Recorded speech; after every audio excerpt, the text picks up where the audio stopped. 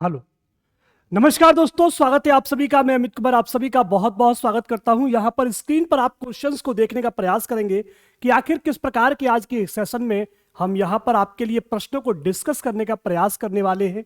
तो तेजी के साथ आप देख लीजिएगा किन प्रश्नों का हम डिस्कशन करेंगे। अगर आपने अभी तक साथियों हमारे सीरीज को नहीं देखा है तो आप जाकर के पूरी की पूरी कंप्लीट सीरीज देख लीजिए। हमने लगभग संस्कृत की उत्तराखंड टेट में 60 क्लासें ली हैं और वहां से आपको देखने को मिलेगा कि जो पेपर है वो बहुत अच्छे लेवल का तैयार किया जाएगा, उसी जो थ्योरी की क्लासें ली हैं वहीं से।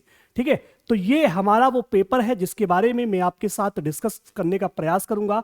आधे घंटे आप पूरे सेशन को ढंग से देखने का प्रयास कीजिएगा और चीजों को सीखने का भी प्रयास कीजिए कि आखिर ये प्रश्न कहां से मैंने आपके लिए निकालने का प्रयास किया है। ठीक है, उम्मीद करूंगा कि आपको यहां से बहुत कुछ सीखने को मिले और आप इन चीजों को सीख करके सेशन के अंत में आप हमें यह भी बताइएगा कि आपने कितने प्रश्नों को यहां पर हल किया। बहुत सी चीजों को यहां पर मैं डिस्कस करूंगा कि आप एक क्वेश्चन के साथ में और कितने ऑप्शंस को आप कैरी कर सकते हो और किन किन चीजों को आप यहां पर समझने का प्रयास कर सकते हो। ठीक है, शुरुआत करते हैं बिना किसी समस्या के साथ। पेन कहां है मेरा? ओके, चलिए। तो यहां पे देखेंगे सबसे पहला प्रश्न है कि सिद्धांत कौमुदी नामक जो आपका ग्रंथ है इसके लेखक कौन है।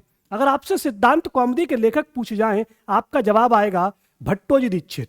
अब यहां पे एक बात समझिएगा, जो भट्टोजी दीक्षित हैं इनको हम और किस नाम से जानते हैं? तो भट्टोजी दीक्षित को हम वृत्तिकार के नाम से भी जानते हैं। किस नाम से? वृत्तिकार के नाम से भी जानते हैं। अगर आपसे पूछा जाए कि वरदराजचार्य कौन है और इनकी रचना कौन है, तो वरदराजचार्य की बात करें तो ये साथियों भट्टोजी दीक्षित के शिष्य हैं और इनके द्वारा जो लिखी गई रचना है उसका नाम है लघु सिद्धांत कौमुदी, मध्य सिद्धांत कौमुदी, सार सिद्धांत कौमुदी। वहीं पर यदि आप बात करते हैं वररुचि की, इनका साथियों एक और नाम है जिस नाम से हो सकता है आपने पढ़ा हो, कात्यायन। और इनको हम साथियों वार्तिककार भी कहते हैं क्योंकि इन्होंने साथियों पाणिनि जी के द्वारा जो ग्रंथ लिखा गया था अष्टाध्यायी, उस पर इन्होंने वार्तिक लिखने का काम किया था। यहीं पर पाणिनि जी की बात करें, इनको हम एक अन्य नाम से भी जानते हैं, इनको हम सूत्रकार कहते हैं। ठीक है, हिसाब लगा लीजिएगा कि आप कितने प्रश्नों को आज हल करने वाले हैं। यहां पर देखिएगा कि महेश्वर सूत्रों में अंतस्थ वर्ण किन सूत्रों में कहे जाते हैं। अंतस्थ वर्ण की अगर हम बात करें, सबसे पहले हमें क्लियर होना चाहिए कि अंतस्थ वर्ण कितने होते हैं और कौन कौन से होते हैं। तो आप देखेंगे कि अंतस्थ वर्ण आपके 4 होते हैं और इनमें जो हमारा आता है वो य, व, र और ल आता है। अब बात आती है ये कहां पर आते हैं, तो आप जब देखेंगे कि हयवरट और लड़, हयवरट और लड़ यह हमारा चौथा और 5वां सूत्र रहता है। अर्थात आपका सही जवाब कौन सा हो जाता है? ए ऑप्शन हो जाता है। आपसे पूछा जाए स्वर वर्ण कहां पर काउंट होते हैं, तो पहले से लेकर के चौथे सूत्र तक आपके स्वर वर्ण की काउंटिंग की जाती है। चलते हैं आगे की ओर। कहा गया कि प्रयत्नों की संख्या कितनी होती है। भाई प्रयत्न आपको बताए हैं मैंने, भाई प्रयत्नों की संख्या कितनी होती है? सिंपल सी बात है, बहुत सारी तो नहीं होगी। प्रयत्नों की संख्या 2 होती है, एक अभ्यंतर प्रयत्न होता है और एक बाह्य प्रयत्न होता है। आपका सही जवाब यहां पर यह हो जाता है। एक मैंने आपको क्या बताया? अभ्यंतर प्रयत्न बताया और दूसरा मैंने आपको क्या बताया? बाह्य प्रयत्न बताया। अब इससे आगे आपसे पूछा जाएगा कि जो अभ्यंतर प्रयत्न होता है इसके भेद कितने होते हैं, तो आप बताएंगे अभ्यंतर प्रयत्न के 5 भेद होते हैं। वहीं पर बाह्य प्रयत्न के कितने भेद होते हैं, तो आप बताएंगे बाह्य प्रयत्न के 11 भेद होते हैं। याद रखना है, आपसे पूछा जाए कि भाई कारक की संख्या कितनी होती है, कारक कारक तो आप कहेंगे कि कारक के जो भेद होते हैं वो 6 होते हैं, जबकि विभक्ति की संख्या कितनी होती है, तो आप बताएंगे कि भाई कितनी होती है? 7 होती है। चलते हैं अगले प्रश्न पर। अगला प्रश्न आप सभी के सामने स्क्रीन पर कि अक प्रत्याहार में कौन सा वर्ण नहीं आता।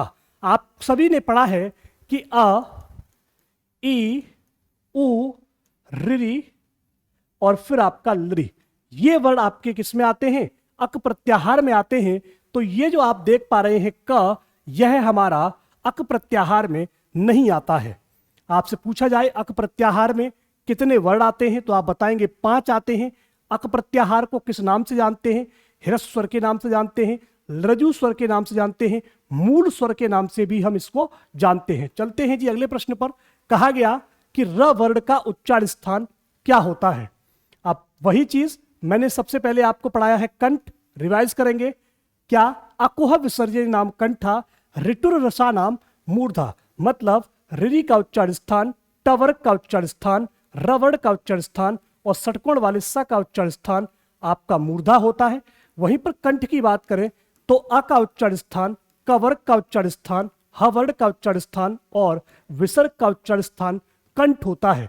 इसी प्रकार से आप देखेंगे कि जो तालु है इसका उच्चार स्थान से हमारा ई का निकलता है, उच्चारित होता है, चवर्ग उच्चारित होता है, यवर्ण उच्चारित होता है और सवर्ण उच्चारित होता है। यहाँ पे आपका पवर्ग और उपपद्यमानी है।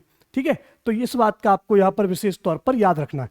चलते हैं चमूर्ज शब्द में संधि विच्छेद क्या होगा, आपको बताना है। चमू धन ऊर्ज, ठीक है, या क्या होगा इसका संधि विच्छेद, ए बी सी और डी। देखिए सीधी सी बात है, मैंने आपको पहले ही उत्तर बता दिया। चमू धन ऊर्ज, मेरे को ना वो कुटकुटी हो जाती है गुदुरी, तो यहाँ पे जो संधि होती है वो दीर्घ संधि होती है, मुझ पर रुका नहीं जाता, उत्तर फटाक से आ जाता है। चमूधन ऊर्ज होता है, आपका बी ऑप्शन सही हो जाएगा। ठीक है, ऊ के साथ में ऊ मिल जाता है तो वो आपका हो जाता है। अब यहाँ पे कहा है कि हरय में कौन सी संधि होगी, हरय में कौन सी संधि होगी। तो देखो अब दीर्घ संधि तो होगी नहीं भाई, हरि शब्द है, हरि शब्द है ना, हरि। अब हरि शब्द में जब हम बात करते हैं किसकी, हरि शब्द में अगर हम अ को जोड़ दें, किसको, ए को जोड़ दें, तो ई का यहाँ पे र तो आपका अलग हो जाएगा और ई धन ए मिलकर के आपको ये दे देंगे, तो ये आपका हरय बन जाएगा। ठीक है, ये आपका अय आएगा, अय, तो ये आपका हरय शब्द बन जाता है। इस प्रकार से तो जो आपकी संधि होगी वो अयाद संधि होगी। कौन सी होगी, अयाद संधि होगी, अयाद संधि, अय आय आप वाली कंडीशन है। सुखार्थ में कौन सी संधि होती है, अब देखो सुख धन रित शब्द है यहाँ पर। ठीक है, सुख धन रित शब्द है। जब आपका कहीं पर रेफ वाला र उड़ जाए, क्या उड़ जाए, रेफ वाला र उड़ जाए, तो वहां पर समझ लेना कि गुण संधि ने जन्म ले लिया है। किसने, गुण संधि ने जन्म ले लिया है। और यण संधि में आपका त्र अगर देखने को मिल जाए, जैसे मात्रंश शब्द आपको देखने को मिल रहा है, तो अगर आपको त्र का जन्म दिख रहा है कि त्र जन्म ले लिया, ठीक है, संधि में आपका त्र ने जन्म ले लिया, मतलब आपका यण संधि है। और रेफ वाले रा ने जन्म ले लिया, मतलब वहां पर क्या है, गुण संधि है। क्या है, गुण संधि है, गुण है ना। चले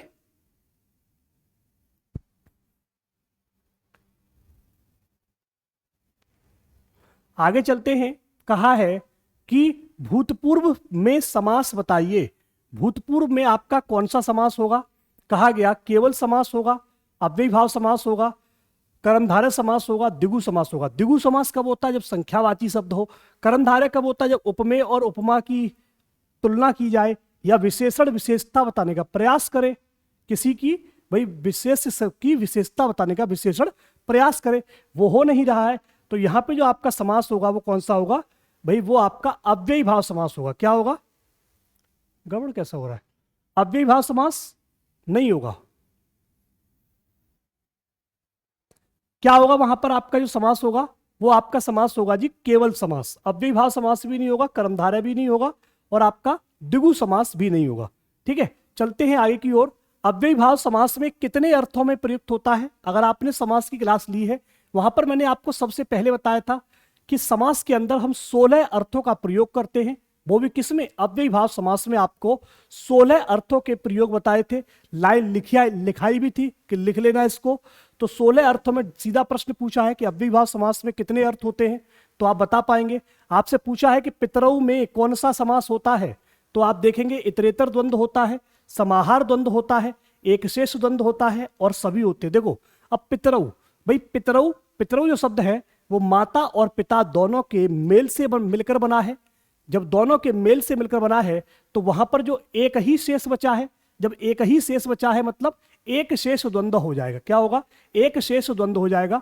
कहा गया येनांग विकारे सूत्र में कौन सी विभक्ति लगती है, तो येनांग विकारे में आपकी तृतीया विभक्ति लगती है। येनांग विकारे तृतीया कहलाएगा।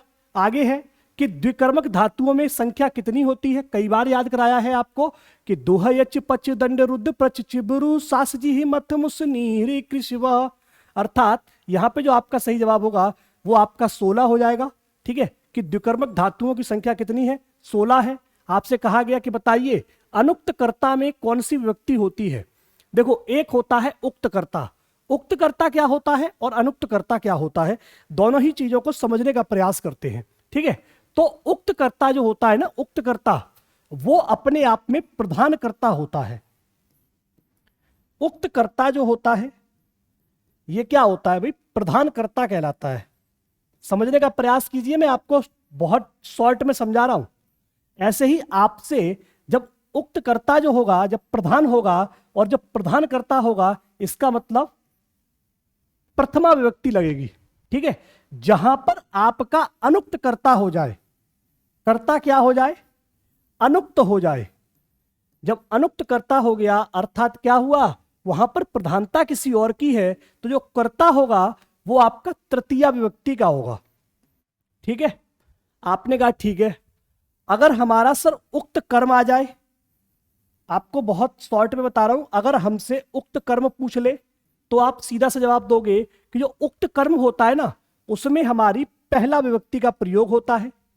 अगर यहीं पे अगर आपसे कह दे कि अनुक्त कर्ता है, वो सॉरी अनुक्त कर्म है, अगर कर्म अनुक्त हो जाएगा तो यह साथियों द्वितीय विभक्ति का प्रयुक्त होगा। तो यहां पे विभक्ति पूछी है, आप तृतीया पे चले जाइए। कहां जाएंगे भाई, अनुक्त कर्ता में विभक्ति होती है वो तृतीया पर होती है। ऐसे ही आप देखेंगे कि गतम में कौन सा प्रत्यय है, गतम। तो आपको मैंने कई बार पढ़ाया है क्या कि गतः गता गतम, तो वो आपका प्रत्यय क्या होता है, कित प्रत्यय होता है। कित में आपका क्या आता है, त ता तम। तो ये जो तम है वही हमें देखने को मिल रहा है। आपका उत्तर आपको मिल गया होगा। चलते हैं आगे की ओर। कहा गया कि पिबन में कौन सा प्रत्यय होता है। ऑप्शन ढूंढने की जरूरत नहीं पड़ रही है, आप देखेंगे मैंने आपको डायरेक्ट लिखाया है। आप कॉपी को याद कर लीजिए, जो प्रत्यय वाली क्लास है याद कर लो। क्वेश्चन देखो सीधे सीधे होते हैं। शर्त में आपको क्या मिलता है, अंत में न मिलता है। क्या हमको न मिल रहा है, कहीं जाने की जरूरत नहीं है। सानच में आपको क्या बताया मैंने, सानच में आपको बताया है कि मान, माना और मति, है ना, ऐसे बताया। तो सानच में आपका माना देखोगे और शर्त में आप न देखोगे, तो आपका उत्तर क्या हो जाएगा, यहाँ पे शर्त उत्तर आपको मिल गया। चलते हैं अगले प्रश्न पर। कहा गया कि नर्तकी में कौन सा प्रत्यय होता है, डीप होता है, डीस होता है, डीन होता है। तो आपको बताना है कि जो नर्तकी शब्द होता है इसमें कौन सा प्रत्यय होता है। तो यहां पर जो हमारा प्रत्यय आता है, नर्तक से नर्तकी बन रहा है। पुल्लिंग से जब हम स्त्रीलिंग बनाते हैं तो अधिकतर साथियों हम डीस प्रत्यय का प्रयोग करते हैं। आपका बी ऑप्शन सही हो जाता है। चलते हैं अगले प्रश्न पे। कहा है कि कर्तृवाच्य में किसकी प्रधानता होती है। कर्तृवाच्य में कर्ता की प्रधानता होती है। कर्म की प्रधानता कहाँ होती है, तो कर्म की जो प्रधानता होती है वो कर्मवाच्य में होती है। आप देखेंगे क्रिया की प्रधानता कहाँ होती है, तो क्रिया की प्रधानता भाववाच्य में होती है। कहाँ होती है तो मित्र, यह जो प्रधानता होती है वो भाववाच्य में नजर आती है। आपके 3 प्रश्न बने और तीनों मैंने आपको बता दिए। ठीक है, उपसर्ग कहाँ लगाए जाते हैं, याद रखना है। उपसर्ग आपके हमेशा शुरुआत में लगाए जाते हैं। कहाँ लगाए जाते हैं, हो सकता है पूर्व न देकर के आपको आदि शब्द दे देता, तो आदि माने भी क्या होता है, पहले, शुरुआत में। ठीक है, तो धातु के पूर्व लगाए जाते हैं। आगे है आपके सामने कि मुख्यतया अव्यय कितने प्रकार के होते हैं। तो मुख्यतया जो अव्यय होते हैं वो आपके 4 प्रकार के होते हैं। अब आप कहेंगे सर कौन कौन से होते हैं। एक कालवाचक अव्यय होता है, एक आपका संबंध होता है, एक आपका संबोधन होता है। ठीक है, और एक आपका जो अव्यय होता है वो संबंध हो गया, संबोधन हो गया, और विस्मयादि बोध जो होता है वो आपके अव्यय होते हैं। अर्थात ये आपके 4 अव्यय होते हैं। समझ में आ गई, कितने, 4 अव्यय होते हैं। याद रखो कौन कौन से। एक तो आपका मैंने बताया भाई कालवाचक होता है, मतलब जो हमारा पहला वाला होता है कालवाचक, स्थानवाचक, वो सब इसी में आ जाते हैं। ठीक है, और उसके बाद हमारा होता है संबंध होता है। उसके बाद आप देखेंगे समुच्चय होता है, समुच्चय, बोधक अव्यय, और एक होता है जी विस्मयादि बोधक अव्यय या संबोधन अव्यय। तो विस्मयादि बोधक अव्यय। ठीक है, ये सभी हमारे क्या होते हैं भाई, अव्यय के नाम होते हैं। इसको कालवाचक, स्थानवाचक, इसको हम रीतिवाचक अव्यय भी कहते हैं। क्या कहते हैं? इसमें भाई कालवाचक में केवल काल की बात होगी, लेकिन रीतिवाचक में हम क्या करेंगे, सभी अव्यय के बारे में डिस्कस कर लेंगे। मतलब कालवाचक, स्थानवाचक, उन सभी पे चर्चा कर लेंगे। तो रीतिवाचक अव्यय, संबंधवाचक, समुच्चयवाचक और विस्मयादिबोधक अव्यय। ठीक है। आपसे कहा है कि 3 का स्त्रीलिंग क्या होगा। जब आप लोग नोट कर रहे थे वहां पे मैंने आपको गिनती लिखाते समय आपको बताया था कि हम क्या क्या लिखते हैं। तो मैंने आपको बताया था त्रीड लिखते हैं, त्रस्त लिखते हैं और त्रय लिखते हैं। त्रय त्रीड त्रिस्त बताया था, त्रय त्रीड त्रिस्त बताया था। त्रीड आपका नपुंसक लिंग होता है, त्रय आपका पुल्लिंग होता है, और जो त्रिस्त था यानी कि ये जो आपका था ये क्या हो जाता है अभी, स्त्रीलिंग होता है। क्या होता है? स्त्रीलिंग होता है। त्रय जो है ये पुल्लिंग है और ये जो है आपका वो नपुंसक लिंग है। ठीक है। चलते हैं अगले प्रश्न की ओर। रामायण में कितने श्लोक हैं? भाई आप सभी देखते हो कि रामायण भाई लगभग हम सब में से किसी ने नहीं पढ़ी होगी, है ना। लेकिन कभी कभी क्या है, अब राम जी का मंदिर बन रहा है तो हो सकता है प्रश्न इस प्रकार से पूछ ले कि बताओ रामायण में कितने श्लोक हैं। तो आपको बताना पड़ेगा रामायण के अंदर 24,000 श्लोक है। कितने हैं? 24,000 श्लोक है। आपसे कहा गया कि बताइए जामवंती विजयम के लेखक कौन है। अगर हमसे ये प्रश्न पूछ लिया जाए तो हम पहले क्या करेंगे, हम बाकी सभी ऑप्शंस को देखने का प्रयास करेंगे। ठीक है। तो बाकी सभी ऑप्शन आप देखेंगे तो आपको मिलेगा कि कालिदास ने 3 नाटक लिखे हैं। कौन कौन से? अभिज्ञान शाकुंतलम, मालविकाग्निमित्रम, अभि और विक्रमोर्वशीयम। ठीक है। अभिज्ञान शाकुंतलम, मालविकाग्निमित्रम और विक्रमोर्वशीयम। ठीक है। इसके अलावा इनके द्वारा भाई और भी रचनाएं की गई। ठीक है। जैसे ऋतु संहारम की गई, मेघदूतम किया गया तो इन्हीं के द्वारा किया गया। पतंजलि आपको बताया है, योग सूत्रम लिखा है इनके द्वारा, महाभाष्य लिखा गया है इनके द्वारा। जामवंती विजयम साथियों पाणिनि जी की रचना है। किसकी है? पाणिनि जी की रचना है। और पाणिनि जी ने अष्टाध्यायी भी लिखा है जिसमें 8 अध्याय हैं, 32 पाद हैं और सूत्रों की संख्या वहां पर लगभग, ठीक है, ठीक है, कितनी हो जाती है? लगभग 4000 बताई जाती है। मत्स्यकटिकम में कितने अंक हैं? भाई ये प्रश्न आपके लिए नया हो सकता है। अंक मतलब समझते हो, वही चैप्टर वाली चीज है। तो मत्स्यकटिकम में जो अध्याय होते हैं उनकी संख्या 10 होती है। आपको कमेंट बॉक्स में जवाब देना है कि मत्स्यकटिकम के लेखक का क्या नाम है। ठीक है। मत्स्यकटिकम के लेखक का क्या नाम है? मैं कई बार अलग अलग क्लासेस में अलग अलग तरीके से आपको याद करवा चुका हूं, तो आप जरूर बताइएगा। आचारो परमोधर्म सूक्ति वाच्य किस ग्रंथ का है? मनुस्मृति का, पंचतंत्र का, नीति शतकम का और महाभारत का। तो आपको बताना है कि जो आचार परम धर्म है साथियों, यह आपका किससे लिया गया है? तो यह पंक्ति साथियों मनु स्मृति से ली गई है। कहां से? मनु स्मृति से ली गई है। वीडियो पसंद आ रहा हो तो वीडियो को लाइक और शेयर जरूर कीजिएगा।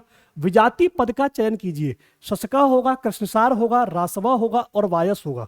तो प्रश्न नंबर 26 की यदि मैं बात करूं तो यहां पर आप देख पाएंगे A option, B option, C option, D option. विजाति पद साथियों जो होता है वो आपका क्या है? वायस है। शशका है, कृष्णसार और रासव ये जानवरों को प्रदर्शित करते हैं। क्रीड़ती शब्द का अभिप्राय क्या है? भाई खिलाड़ी है, खेल है, खिलौना है और खेलना है। देखिए क्रीड़ती, क्रीड़ती, क्रीड़ता, क्रीडंती, क्रीडसी, क्रीड़ता, क्रीड़त, कीड़ा में कीड़ा। तो ये क्या है भाई? ये आपकी क्रिया है। और क्रिया यहां पर आप देख पा रहे होंगे कि वो क्रिया हमें केवल खिलौना दिख रही है। क्या? खेलना दिख रही है, खेलना। क्रीड़ती, क्रीड़ता, क्रीडंती, क्रीडसी, क्रीड़ता, क्रीड़त, कीड़ा में कीड़ा। ठीक है। तो खेलना क्या है? क्रिया है। आगे चलते हैं अगले प्रश्न पर। कहा गया कि पांचजन्य शंख किसका है? अर्जुन का, भीम का, कर्ण का और श्री कृष्ण का। देखिए पांचजन्य जो शंख है इसका जिक्र आपको कई बार देखने को मिलेगा कि श्री कृष्ण ने 5 जन्य शंख बजा दिया। तो वो जो 5 जन्य शंख था वो श्री कृष्ण का था। किसका था? वह साथियों श्री कृष्ण का था। आगे चलते हैं। कहा गया कि सत्कर्म शब्द का विपरीतार्थक शब्द क्या होगा? भाई अगर मैं सत्कर्म कर रहा हूं, सत्कर्म करने का जो विपरीतार्थक उल्टा शब्द होगा वो क्या होगा? भाई कुकर्म नहीं होगा, दुष्कर्म नहीं होगा, तिरस्कार नहीं होगा, दुष्कर्म होगा। ठीक है। तो सत्कर्म का जो उल्टा होगा वो दुष्कर्म, जो नीचे लिखा हुआ है वह आपका सही जवाब है। चलते हैं अगले प्रश्न पर। वो है साथियों कि अच्छे पठन के गुण किस ग्रंथ में बताए गए हैं? अच्छे पठन के गुण किस ग्रंथ में बताए गए हैं? तो आप सभी जानते हो कि जो अच्छे पठन के गुण हैं कितने होते हैं? अच्छे पाठक कितने होते हैं? पाठक 6 होते हैं। 6 प्रकार के पाठकों का जिक्र याज्ञवल्क्य की शिक्षा निधि में दिया गया है। उसी प्रकार से जो अच्छे पठन के गुण हैं वह भी इसी में दिए गए हैं। कहां पर?